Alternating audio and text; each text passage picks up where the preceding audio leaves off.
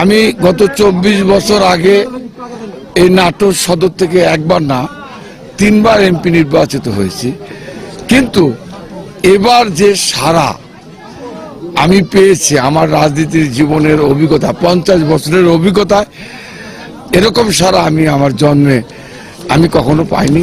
আমার কাছে যেটা মনে হয়েছে, মানুষ ইতিপূর্বে যে ভোট দিতে পারে নাই, মানুষ যে ভোট কেন্দ্রে যেতে পারে নাই, তার পছন্দের প্রার্থীকে ভোট দিতে পারে নাই, এই জন্য মানুষ জেগে উঠেছে কখন তারা ভোট কেন্দ্রে যাবে। সবচেয়ে ইন্টারেস্টিং ব্যাপার যেটা আমার কাছে মনে হয়েছে, সাধারণ মানুষ তো আছেই, বিশেষ করে হিন্দু মানে খ্রিস্টান বা সংখ্যালঘু যাদেরকে আমরা মনে করি, এই শ্রেণীর মানুষ আমি প্রতিদিন হিন্দু ভাই বোনদের উদ্দেশ্যে আমাকে প্রতিদিন 2টা-3টা করে সমাবেশে অংশগ্রহণ করতে হয়, এবং তারা আমাকে তারা পেয়ে তারা এত বেশি আনন্দিত, তারা মনে করে রুহুল কুদ্দুস তালুকদার দুলুই তাদের নিরাপত্তার স্থান।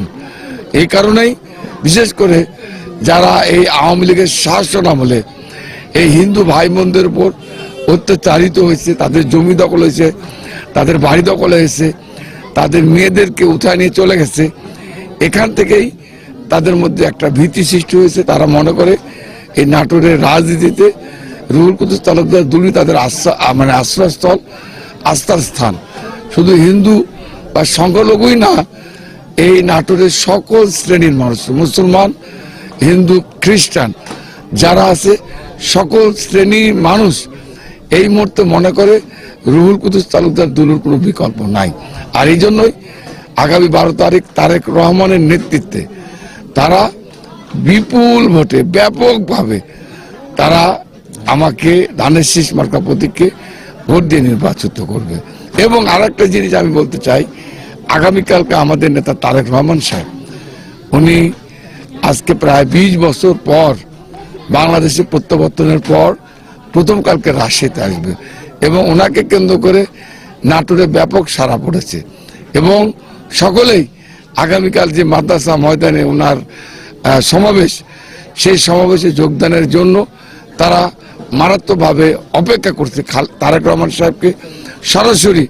তারা এতদিন তো টেলিভিশন বা বিভিন্ন মাধ্যমে দেখেছে, সরাসরি দেখার সুযোগ হবে আগামীকাল।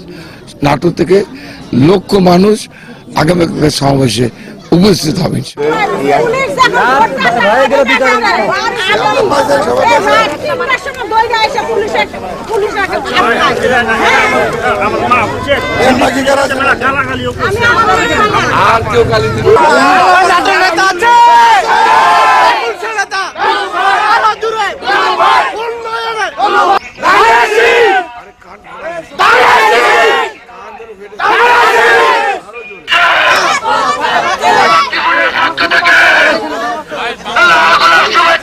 দয়া করে আমাদেরকে সহযোগিতা করুন।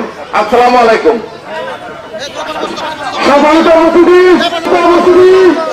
আপনারা বিশৃঙ্খলা করবেন না। এখান থেকে আমার লক্ষ্মীপুর গোটা ইউনিয়ন আগামী জাতীয় নির্বাচনকে সামনে রেখে প্রথম পৌরসভার প্রধান অতিথি আমাদের মাঝে উপস্থিত নাটোর জানানোর জন্য এখানে যারা সব মঞ্চাঙ্গ ও মা ও বোনেরা আজকের কারাবন্দী শ্রদ্ধা নিবেদন করছি।